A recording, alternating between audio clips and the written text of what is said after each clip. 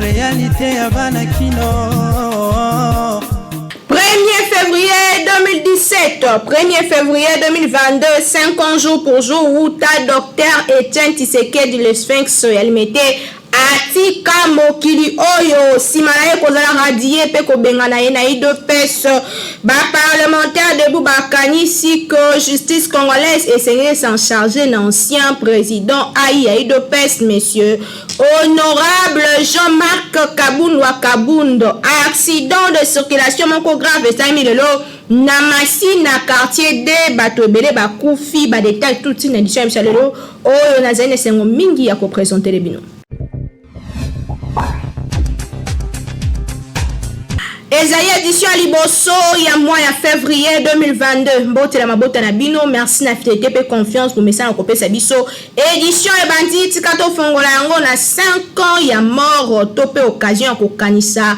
Liwa ya Sphinx de lui mettre le docteur Etienne Tshisekedi wa Mulumba oyo azalaki moko ya ba leader historique ya mboka na biso pe asala makambo ebele surtout na ngambo ya opposition lelo nini koyeba sur docteur Etienne Tshisekedi dit image pe commentaire o esalemi na Naruto Kuyema.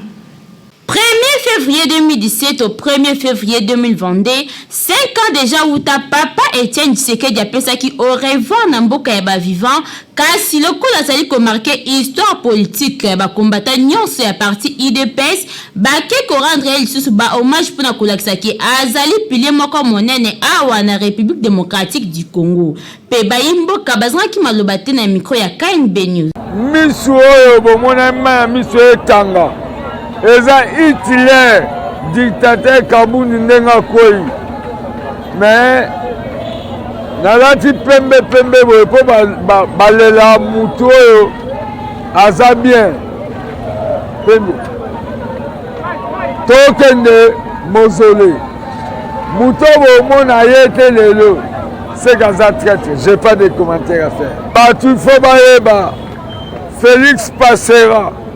Moi je vais passer. Kabundi est déjà passé. Liaou avait déjà passé. Kibasa avait déjà passé. Non, Bolobana Tanga tête. Non, corrigez bien. Mais la base restera. Tokolimbola malamu penza Etienne Tshisekedi wa Mulumba botama le 14 décembre 1932 pe akufaki le 1er février 2017 na Bruxelles pe azalaka ancien premier ministre, premier commissaire d'État, ancien candidat à la présidence pe lokola président ya Union pour la démocratie et le progrès social UDPS na Mukuse.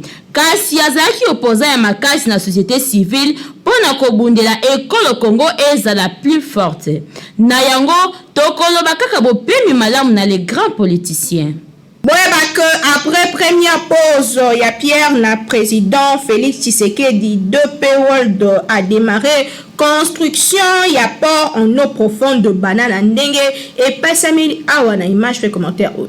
Président de la République démocratique du Congo, Félix Antoine Tshisekedi Tshilombo, à Salaki, Mokolo, lundi 31 janvier, lancement, il y a des travaux, il y a construction, il y a premier port en eau profonde, il y a RDC, en présence notamment, il y a membres, il y a gouvernement, il y a Samalou Konde, il y a leader mondial, Pelissousou, solution logistique, il y a BD World, au Bazalaki sur place, entreprise, au Kokumbala Masolo, l'Issoussou, ministre d'État, il y a Émirats Arabes, l'Issoussou, ministre d'État, Émirati. Pose, il y a première pierre, na chef d'État et il y a qui kosalema après discours, il y a ministre, il y a transport, pe ministre d'État, il y a portefeuille, gouverneur Aïe à Congo central, ministre d'État des Émirats Arabes, pe les sous-sous charmant, il y a société, PD World. Na maloba na ye représentant ya PD World entreprise ekosala mosala a définir l'objectif na bango ya méga projet oyo na motuya ya 1,2 milliard de dollars américains. Yango ekosala na RDC selon maloba na ye une force commerciale importante capable ya accueillir ba gros bateaux. Objectif ezali ko réduire ba coût pe ba temps ya ko accélérer commerce pe développement ya port de banana. Ezali ko sala que Moussala Oyo eko aider ko faire accroître économie locale, régionale ainsi qu'internationale et ko permettre na RDC et comme force commerciale ya makasi ndenge patron a déclaré qui soit souligné qui élection ya port yango o ezali un peu plus important investissement et ko sala que RDC et Kendeli Bosso yango atalisi que ezali investissement ya makasi le plus important ya PD World en Afrique confiance au bango bazali ko pesa na RDC ezali projet ya makasi o euti mosika kasi lelo chef de l'État antimi que ezala lancé na boy aratiraki que ba retombée économique pe social envers population locale kozala makasi sima ya bosili ya port oyo port de banana ekokoma port de classe internationale port moderne port efficace et ko permettre développement économique ya RDC yango ko permettre que batu ba apporter prospérité en futur commercial aux communautés du Congo central pe ya mboka mobimba na boye ba ye na expertise na bango pona ko construire port oyo et ko créer makambo kitoko pona mboka Congo port en eau profonde yango ezali na 18 mètres de profondeur pe ko zala capable ya ko accueillir ba gros bateaux plus larges ndenge batalisaki port yango s'agrandir au fur et à mesure ba besoin s'accroître techniquement projet yango terminal à venir salema pona ko accueillir ba bateau le plus large na capacité à accueillir ba conteneurs suffisante pe sala bongo que port yango ezala moderne et développer futur ya mboka na biso pe développement ya commerce en mboka na biso yango ezali ko développer environnement pe ezali ko offrir opportunité na opérateur économique nyonso ba kende liboso na mosala na bango selon ministre d'État Emirati projet à port de banana ezali testament de bonnes relations entre RDC et Émirats Arabes Unis selon ye na 2021 ba échanges commerciaux entre les deux pays ezali projet yango ezali soutenir makasi na royaume na ye pona kosala que RDC kende liboso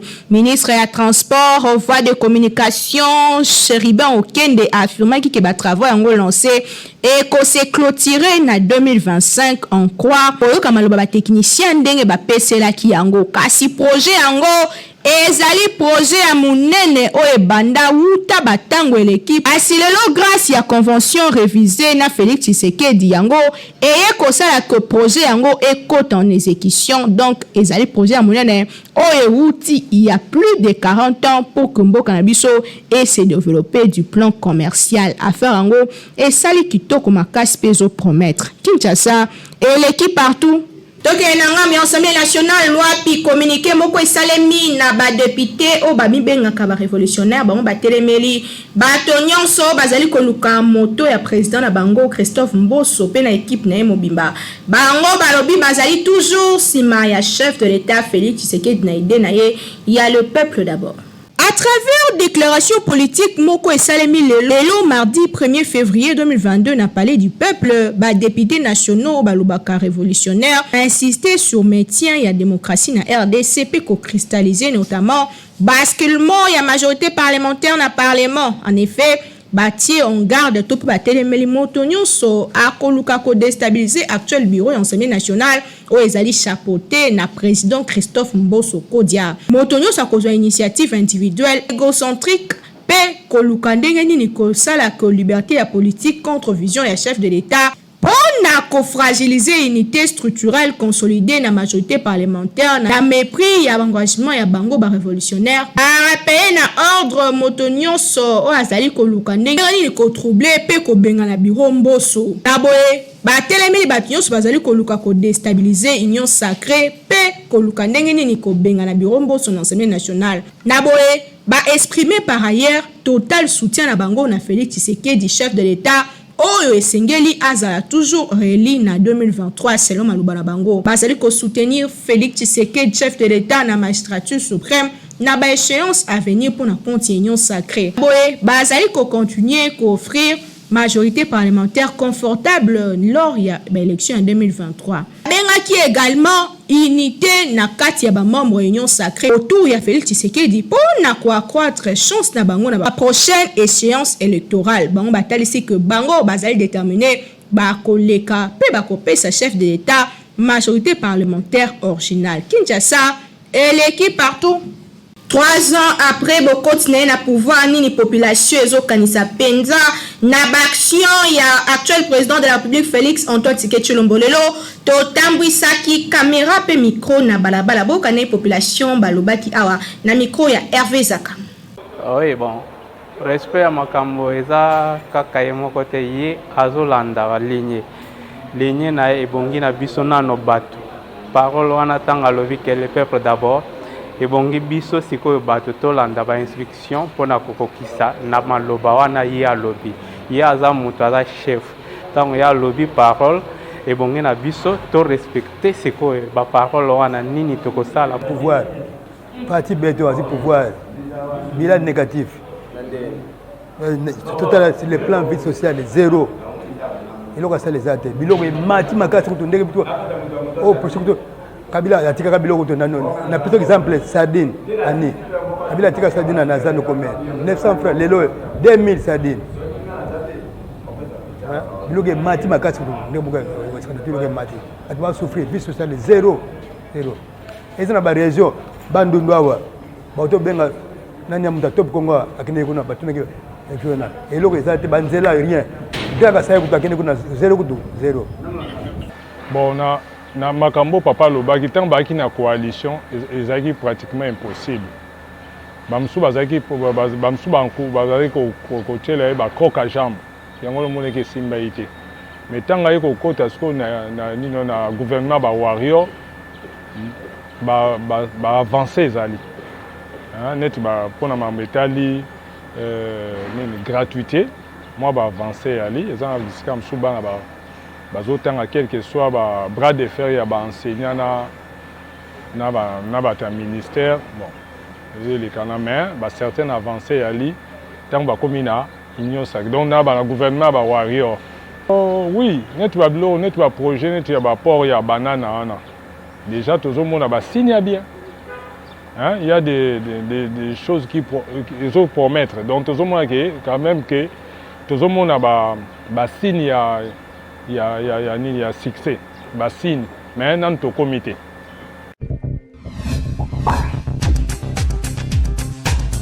Bon message yango déjà spaghetti roni pe macaroni roni ezotekama partout pona ezali produit à Beltesco ezali de bonne qualité pe ba vitamine yele kasi kobosana te tala bien logo po babeta mbatati. Bayeli susu bango banani société Beltesco toujours ndenge amesana kosunga population congolaise sikoyo ayeli bino eloko ya motuya tunanga nini ezali bongo spaghetti roni oyo bozali komona ndenge bazali ko présenter biso yango awa ezali produit moko kitoko makasi okoki kolia yango na biloko nyonso oyo olingi Thomson soso viande ya lolenge nyonso tope madesu oyo na Kinshasa tobengaka madeblo oza mobimba bana mikolo tout le monde akozala d'accord na spaghetti oyo roni esengeli koyeba ke pâte alimentaire oyo esalemi na semoule de blé ezali na elengi pe guna ndenge ya kosakana te kasi babosani bino te baye nyonso oyo pe baza batu ya ba nostalgie balela ba macaroni Beltesco acheli bino pe lisusu macaroni roni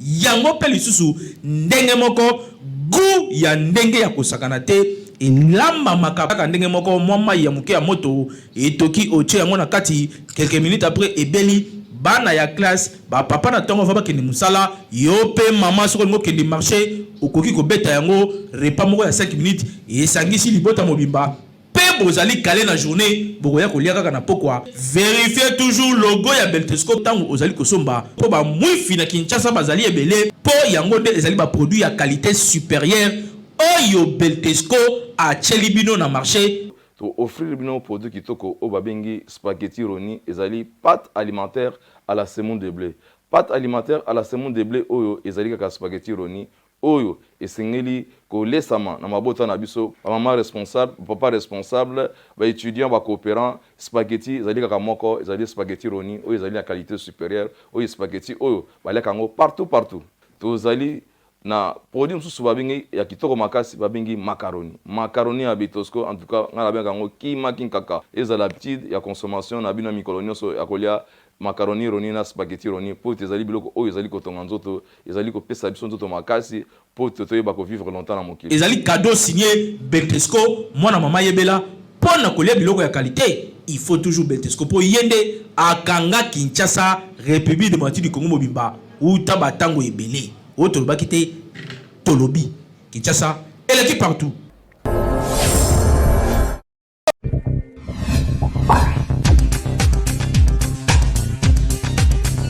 Toujours imité mais jamais égalé. KNB News, première chaîne d'actualité, on continue. Kassina Lingala Awa. Topé Sakabino, information sur Yakitoko. Awa, to pose bino. Émission d'actualité politique Kindoki politique déjà en ligne na chaîne YouTube na biso kobo sanate beta moi tour partager surtout lien pour cause à la mobimba. Merci beaucoup maman Naomi. D'abord docteur Etienne Tshisekedi Mulumba, c'était quelqu'un oyo a défié qui dictature na mboka na biso, vous savez. Il y a eu des moments dans le oyo bakonzi à l'époque se distingua qui na dictature moko oyo mutumota ko sa la face, mais lui à ce temps-là animait quand même ko haussait ton, mais aussi c'est ce qui avait fait que Batebele bandi melaye bala vision parce que c'était quelqu'un qui s'est démasqué normalement ou batonus to bandaki ko batama. Donc en lui, si je peux dire en un mot, c'est quelqu'un, c'est-à-dire qui aimait le Congo par cœur. Et Etienne Tshisekedi, lui, ne travaillait pas pour ses propres intérêts. Lui, tout ce qu'il prenait comme décision, il pour un intérêt général. Et pour parce qu'il a vie dans le baka, on ne vit pas pour soi-même. Parce que si on vit pour soi-même, alors pourquoi on doit vivre? Surtout en politique. Voilà pourquoi nous, Nakatia CNRP, nous avons opté pour un leadership de serviteurs et non de maîtres. C'est-à-dire, nous vivons pour les autres. Je suis ministre pour les autres, DG pour les autres, Moranzamboka pour les autres. Et ce qu'on n'a pas, donc, vu le lot n'a bâti, c'est parce que vous savez, madame, moi, la vision dans la classe politique, vision mais qui sont loin de la praticabilité, il y a vie à Batouana. Je pense que c'est, je ne sais pas si je peux dire ça, les alliés prophétiques ou comment. Mais le Boston, quand on a Platon, ils allaient qui jour où donc qui prend la liwa, il y a Emery Patrice Lumumba. Et là aussi j'ai eu la chance, et on a un jour où toujours commémoré Moutoumouné et Soussou et Etienne Tshisekedi Mulumba. Donc ça doit nous interpeller. Mais il y a quelque chose que nous déplorons, madame. Batolo Tshisekedi Wan, oui. Au gars quand même na donc Inikin, bah c'est avec moi quelque chose à quoi réfléchir, mais ça doit continuer comme ça. Donc, tout un mois des conférences, des débats pour qu'on ait sabatou. Valeur, il y a lit, sens, il y a lit, il y a été mais vous serez d'accord avec moi, même dans son propre parti, il y a des activités prévues aujourd'hui dans le centre culturel et puis dans le mausolée, Baozala tant yozolo baba ça et loko mo renaissance ya ko kanisa to peut ko réfléchir sur ba pensée na ye je oui bien madame batouko ba Etienne Tshisekedi il faut que me la bango ba livre c'est-à-dire il faut bato bande ko kotanga quel a été leur sens ya combat et son nom bato balingi donc ba benga ba service il faut donc ba se référer à donc na ba ouvrage ou batouana. Donc, na telle chose à et ils peuvent aussi donc suivre ces marches-là. On n'a pas besoin de pratiques donc ethically, c'est-à-dire donc il y a un toki mausolée, kotika flair, kosa la messe, ça porte quoi dans la génération future. Bien, on Kanelke Sima, il y a départ, il y a président intérimaire, il y a UDP Tshisekedi, du parlementaire de Boubakani, c'est que et Sengeli Monamboka, honorable Jean-Marc Kaboun, a livré la justice congolaise pour ne pas faire au bango bazo kanisaki à Salaki, Bolanda Awa, Nano comment o. Après si Mongo, n'a pas député, n'a parlé du peuple. Ndamu, mais il y a très l'épelé. Il y a des bango. Ceux qui m'ont montré que n'a tweeté. Ne tweetez pas à Longwe. Tu ne fais au Longo. Tu refais ta crise n'a parlé du peuple. Sans format. Regardez le document. Merci à Bobambo. Merci à Bobambo. Bobambo, ça fait une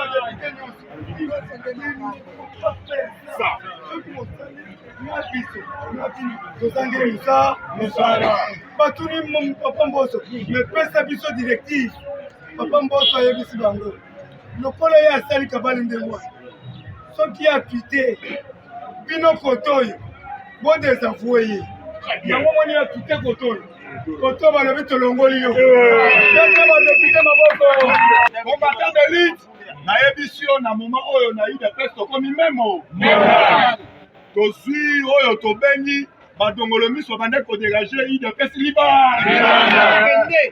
yaya tokotika ye pamba te yaya tokotika ye pamba te yaya batrahiraka UDPS te yebe ete UDPS eza lokola eza lokola wenge bakenda jamais na succès ya wenge tozotuna bakenda na succès ya wenge tokotuna makungu akenda wa chiba nakenda wa yaya mupake akenda wa moleka ti lelo azosala basorti médiatique azali wa combattant de lutte nazoyebisa yo ozala na manière solide awa bolandaki liboso première information na ngai papa aselo apesi mise en garde oyo tobengi na chantiningo ntango biso na bino tozobunda tozolinga ete totya kimia na kati ya parti ngobila oprofite koto oyo aotyela biso bana poto akomi na kinshasa azwi chaine moko oyoeti na ye awuti na mwa parti na ye moko auti ofongola 2 jours atie na komi na kinshasa tolobi ezali na bakongole nyonso mosusu oyo tobengi atika kinshasa banda kala kotiko atika kinshasa banda kala mais lelo nazo comprendre ngobila na minute oyo tozoyebisa ye bisika azali ade ezalaki édition yambo le 1er février 2022 nazali esengo mingi ya kopesa bino mpe kolakisa bino makambo nini ezoleka na mboka na nzela ya KNB News première chaîne d'actualité.